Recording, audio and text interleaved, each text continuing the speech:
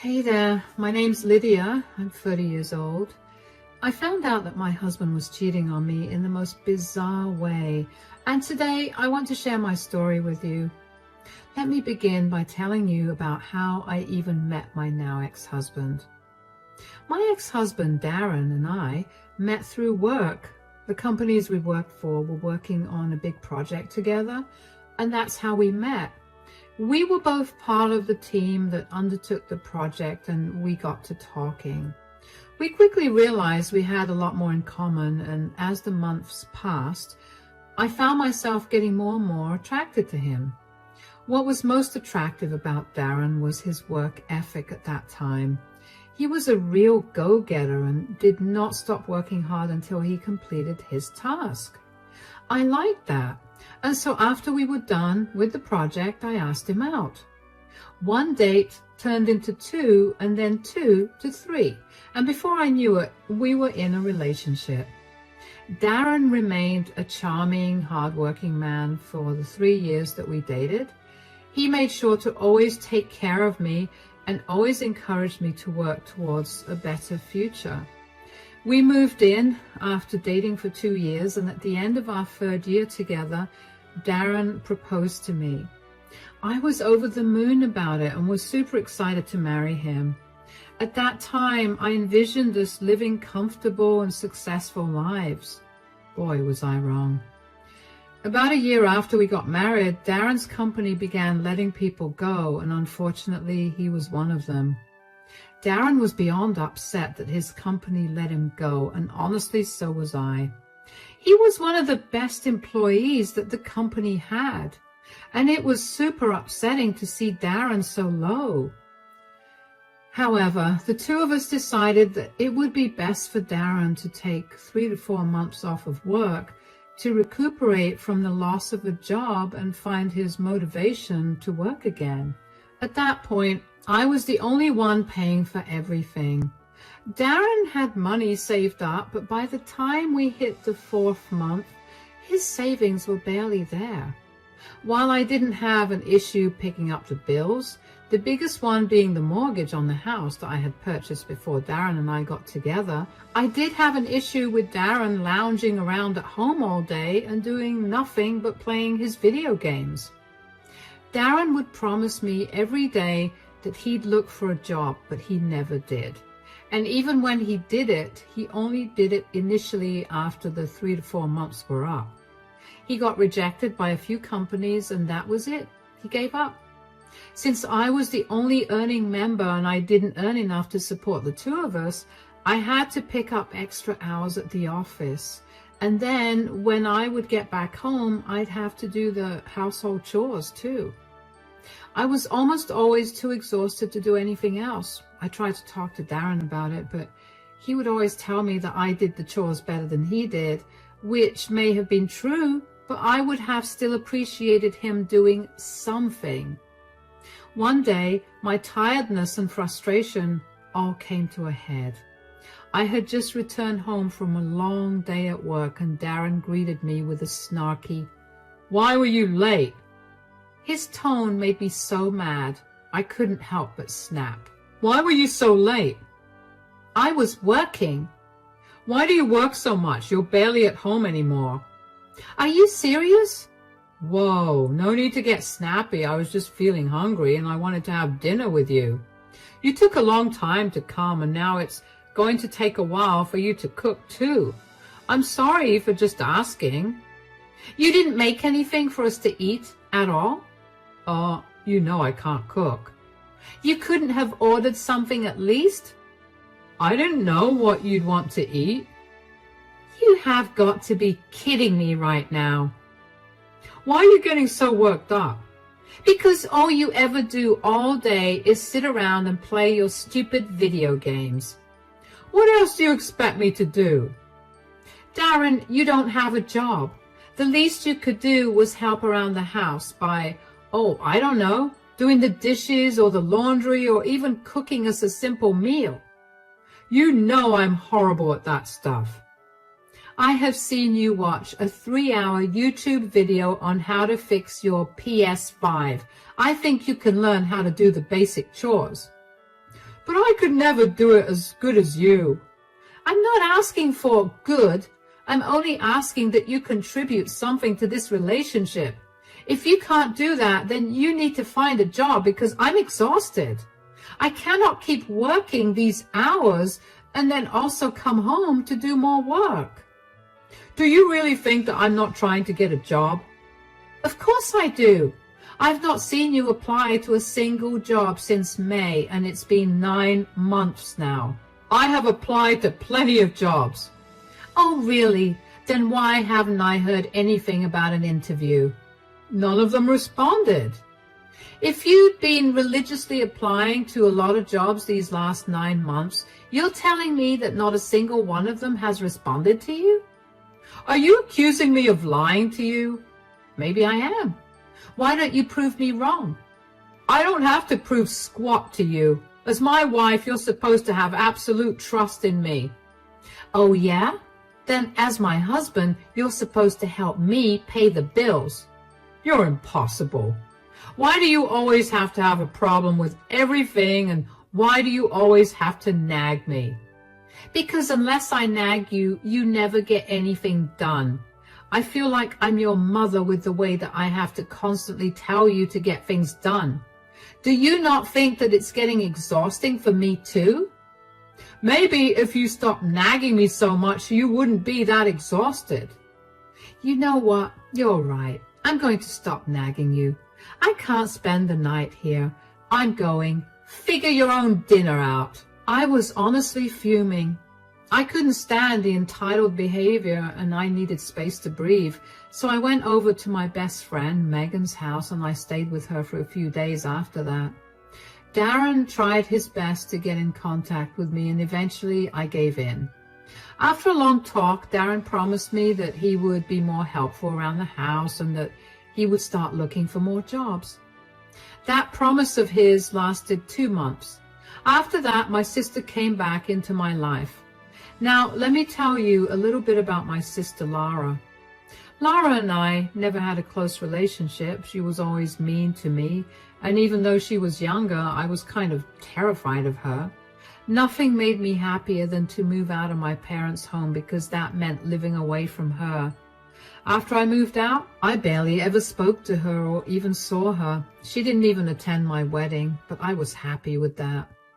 But then she showed up at my house unannounced one day. She told me that she had been doing some self-reflection and that she was sorry for the way she treated me before. I forgave her and we began to repair our relationship. But more than her and I bonding, Darren and Lara quickly became the best of friends. Both of them loved the same video games, and Lara would often come over every day to play them with him. It didn't seem strange to me at all at the time. To me, it was a good thing because my sister and husband were getting along really well. Plus, she and I were beginning to get very close, too, since she almost practically lived at my house. Anyway, for the next year or so, all three of us spent a lot of time together, and as much as I wanted to be happy about it, I couldn't bring myself to be. Keep in mind that Darren was still very unemployed at this point. Whenever I would bring it up, Lara would shut me down and tell me that Darren was going through a rough patch. Of course, it peeved me that she was taking his side, but I didn't mind because he was at least not taunting me with remarks about me being late. The house was almost always a mess because Darren and Lara would eat like pigs and toss food wrappers all around and then never clean up after themselves. I was now tasked with cleaning up after 2 people instead of 1. I was reaching my breaking point. So I called my best friend Megan and asked her if she was free to meet me one weekend. I knew I needed to get away from Darren and Lara and talk about what I was feeling. Megan agreed to meet me the following weekend, and I was happy to finally meet someone other than my husband and sister. However, on my way to the cafe where I was supposed to meet Megan, I ended up getting a flat tire. I almost broke down crying right there, but I gathered myself together and got out. I tried to change the tire, but I couldn't figure out how to set the jack up. I must have stood outside in the blazing heat for around 15 minutes before a kind stranger walked up to me and offered help. Do you need help with that? Yes, actually. I can't seem to figure out where exactly the jack goes. Here, let me help you out with that. My name's Fred, by the way. Thank you so much, Fred. I don't know what I would have done without you. I'm Lydia, by the way. Well, it wouldn't be very gentlemanly of me if I just let a woman struggle with a flat tire by the side of the road. Oh, that's very sweet of you. Are you from around this town? Not really. I mean, I was born and raised here till I was about 7, and then I moved. I only came back for this amazing job opportunity. Me too. The job opportunity portion only. I wasn't born here. I'm sorry, I'm so awkward. I'm just kind of embarrassed that I was struggling so hard. I mean, you're doing it with so much ease. There's nothing to be embarrassed about. I mean, if I'm being fully honest here, I didn't know how to change a tire until a year ago. No way. But you're so natural with this. I know it sounds insane, but it took a little practice, and I guess I'm pretty good at this. I would get some practice too if I had flat tires more often. Say, I don't mean to be too creepy or anything, but do you want to maybe get a coffee with me sometime? That's a very sweet offer, but I'm married. Oh, that's too bad. Oh. What happened? I guess I asked you too soon about that coffee. If I had just waited a few seconds longer, I would have seen this GPS tracker and backed off. GPS tracker? I didn't know that was there. You didn't? Then I guess your husband put it in your car when you weren't aware. Oh my gosh, this is even more embarrassing. I wouldn't say that.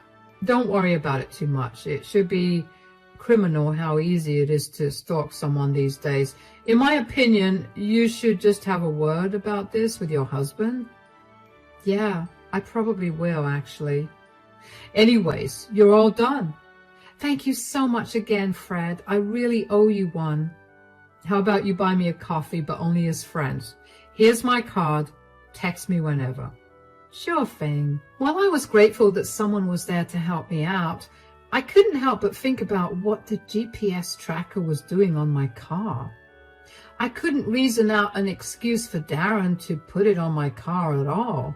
I tried to think of when he could have put it on my car, especially since we each have our own cars and very rarely drive each other's cars. The only thing that came to mind was the day he told me that he was going to get my car serviced a year ago, which I found very odd, because he was always adamant about me doing that by myself. I couldn't dwell on my thoughts for too long because I reached the cafe. I was a little late and Megan was already seated inside. I rushed in and greeted her. Hello, I'm here. Where were you? I was honestly beginning to panic. I know, I'm so sorry. I got a flat tire and I was struggling to change it. Thankfully, this really nice stranger helped me out. Oh, was he cute? Cut it out, Megan. I'm married. You know I love you, but I do not approve of Darren. I mean, the man lost his job years ago, and he's just mooching off of you at this point. Yeah, but speaking of Darren, I found something odd. What do you mean? When the stranger, his name is Fred, was helping me change my tire, he found a GPS tracker hidden behind the tire. What? Yeah, I mean, do you think it's odd? Because I, for one, sure did not put a tracker on my car. That only leaves Darren. Do you think it's odd? Sweetie, that's beyond worrisome. You need to get to the bottom of this. Okay, so I should talk to him about this, right? No, absolutely not. If you confront him about this directly, he'll lie to you. You need to figure out why he needed to put the tracker on you in the first place. Maybe because he wanted to make sure I was safe, or also that I wasn't lying about where I was going, which is pretty bad. But he's never needed to know my whereabouts before. He barely even asks me where I'm going. Yeah, maybe he needs to know your location because he's hiding something from you, like an affair. please, that's the last thing he would do. He barely gets out of the house, and the only other woman he talks to is my sister. Wait, why is your sister at your house when you're not there? They like to game together, so whenever she's done with work, she comes over. That doesn't sound odd to you, especially now? I don't want to think about them that way. They're the closest people to me, along with you, of course. They would never, right? We can't say for sure right now, so why don't you make a plan about it? What do I even do? How about you park your car at work on Monday and then take a taxi back home to see what he's up to? This feels wrong. I mean, if nothing is happening, I'll feel horrible. Hey, you're just ruling possibilities out. If you find nothing, which for your sake I hope you don't, then you can just confront Darren about this. You're right, I'll do that. Now, I'm exhausted. Let's get some coffee, shall we? I really did not want to think of anything happening between Darren and Lara. I mean, why would they do something so horrible to me? I had been nothing but kind to both of them, so there should have been no reason to go behind my back that way. But over the weekend, the more that I thought about why Darren would place a tracker on my car, the more I realized that there just weren't enough reasons to justify it. Darren had stopped caring about my whereabouts altogether, and even if he wanted to make sure I was safe, why would he need to hide the fact that he was putting a tracker on my car from me? There was no reasonable explanation at all. When Monday came around, I was anxious to get to the bottom of it all. I called in sick at work and got myself a taxi back home. When I got back home, I noticed that Lara's car was in the driveway. You need to understand that I leave for work at around 8 in the morning, and at 9 a.m., Lara's car was in my driveway. I always assumed that she came over only during the afternoons, but clearly that was not the case. I walked into the house with my heart pounding. At first, everything was quiet, until I heard the sound of the bed in our bedroom creaking. I grabbed my phone and opened the camera. I quietly opened the bedroom door and saw Darren and Lara in bed together. I snapped a few pictures of them. I felt numb at that point. I barely even remember what exactly happened after that, but I also made sure to record the entire conversation that I had with them. I let the two of them know that I was there by clearing my throat. Darren was the first to hear me, and when he saw me there, his face paled. The two of them struggled to cover themselves up entirely. What are you doing here? You were supposed to be at work. I made sure you were. I parked my car at work and took a taxi back home. That's right. I know about the GPS tracker. I came back to see if you were hiding something, but why does that matter? The real question is, what are the two of you doing? What does it look like, Lydia? No, it isn't. It isn't what it looks like. Oh, really? It looks like the two of you are sleeping with each other. What else could this be? It was a mistake. I'm sorry. Please don't leave me. A mistake? No mistake happens every day for a year. This has been going on for a year now? Lara, could you just shut up for a second? First of all, stop lying to me. And secondly, don't tell Lara to shut up. At least she's telling me the truth. Look, I messed up. I feel bad right now, and I really want you to forgive me. Why did you do it? What did I not do for you to cheat on me? You're perfect. It's not you. It's me. I swear. I just was alone all day at home, and I had no one to talk to. When Lara came back, it felt nice. I felt heard and seen again. You know, you'd have had me around a lot more if you'd just gotten a job. I had to pick up extra shifts just to cover for us. This excuse of yours is beyond pathetic. Oh yeah, it is. He's actually never stopped talking about how boring you are and how you're not as pretty as me. Not to mention how old you've gotten. Lara! Wow, Darren, you're a disgusting man. And you, Lara? I know we've had our ups and downs, but this? I never expected this from you. I don't know what I did to make you hate me this much, but I'm sure whatever it was not enough for you to sleep with my husband. Both of you are disgusting, vile human beings. I want nothing to do with either of you anymore. Fine by me. And for the record, you've always gotten whatever you wanted. You were always favored by Mom and Dad. The only place I excelled in that you didn't was the dating scene. And it's not my fault that your pathetic husband couldn't keep it in his pants. You broke my marriage because you were jealous?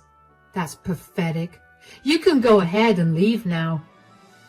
Lydia, please don't leave me. I'm begging you. I promise I'll get a job. Save it. I can barely look at you right now because all I want to do is punch you. So get out of my sight, now. My heart felt like it was shattered. I don't know how I held myself up without sobbing, but I managed to do that until both Darren and Lara left. I couldn't believe that my husband and my sister were sleeping together for a year. After all I did for Darren, this is what I got in return. And Lara? I thought we were finally getting better.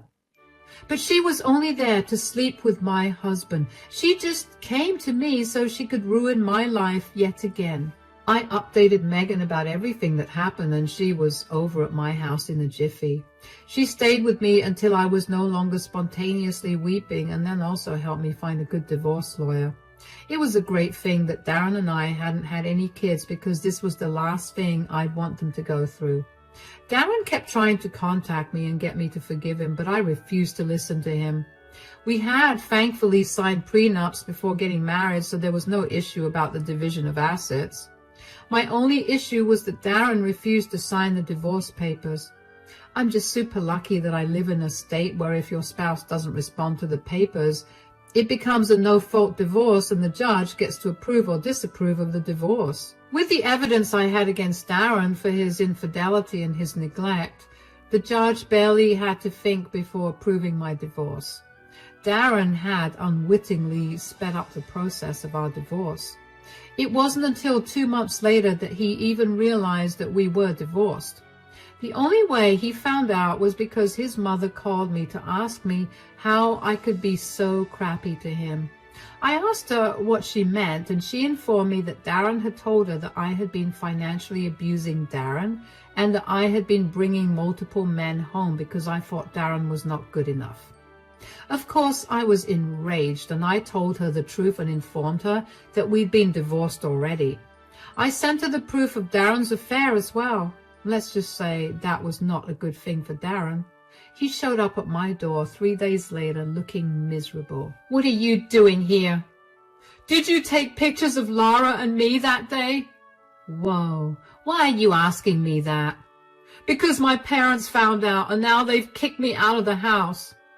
Oh yeah, I did. I initially was not going to, but then I found out that you'd been telling them that I accused you of cheating on me and then did not believe you when you told me otherwise. I had to defend my honor, so I sent them the picture. What is wrong with you? I have no house and no money to go anywhere. Oh, you should have thought of that before you cheated on me with my sister. I told you that I felt sorry for what I did. Feeling sorry doesn't erase what you did. You are the only one to blame for where you are right now. Fine, but I'm moving back in here. No, you're not. I have nowhere to go. Do you really not feel an ounce of sympathy or pity for me? Why should I? I was the one that worked my butt off to provide for both of us. I barely slept for 2 years just so we could have food on our plates. I sacrificed everything to give us a comfortable life. And all for what? For you to cheat on me? Did you care about me when you were sleeping with my sister? You put a tracking device on my car, for crying out loud. It was a mistake. No, that was not a mistake. Do you know what was a mistake, though? Me trusting you. Me covering for you for years when you didn't have a job. I should have left you as soon as I realized that you were never actually going to look for another job. I was a stupid fool for doing that. But now I've learned from my mistake and I'm not letting you back into my life ever again. You can't just throw away a 6-year relationship like that. Come on, everybody makes some mistakes. I promise I won't do this again. Please just let me live here till I get back on my feet. I promise I'll look for a job. It's been 3 months since we finalized the divorce and you still haven't found a job. I don't see any reason to believe you. Now get off my property. I'm tired from work and I don't want to deal with you. Figure your things out by yourself. Goodbye. I couldn't believe the audacity that Darren had to come back to me after we got divorced, only to beg me to give him a roof over his head. I gave him a roof over his head for 2 years too long before I realized I was getting scammed. Not to mention the very fact that he still could not own up to his actions, and he still blamed everyone and everything else but himself, and made me feel so angry. Darren did not leave my doorstep that day, so I had to call the police on him and they escorted him off my property.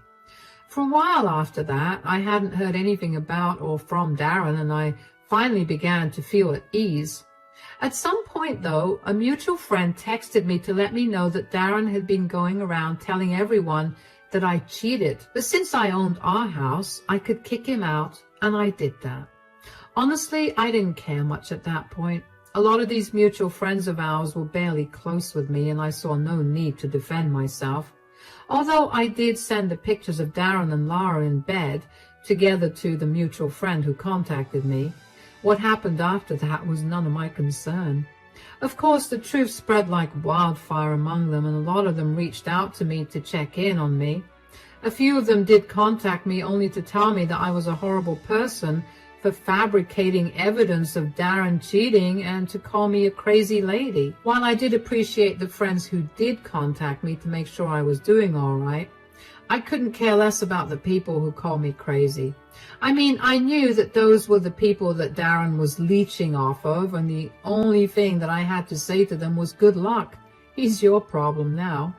Besides, I blocked everyone and decided that it was time for me to move on from this atrocity and start living fresh again.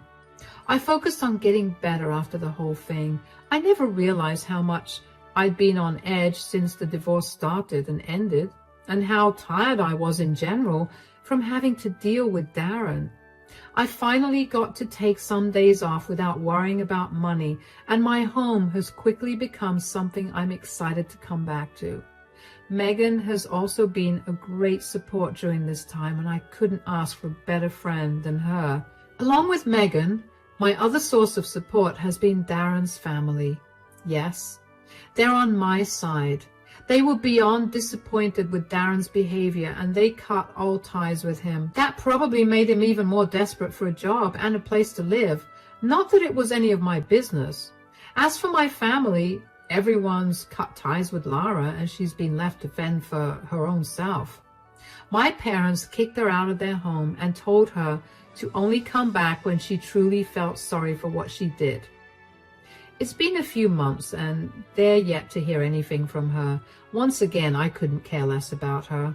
As far as I'm concerned, she's dead to me. On a kind of unrelated note, though, I did eventually give the stranger who helped me out with my tire, Fred, a call, and we met up over coffee. I'm not yet ready to date anyone, but that was a nice start. Life has been slowly going back to normal, and I can't wait to recover from all the exhaustion of the last few years. Once I'm all energized again, I'm going to give my life my best shot. Cheers!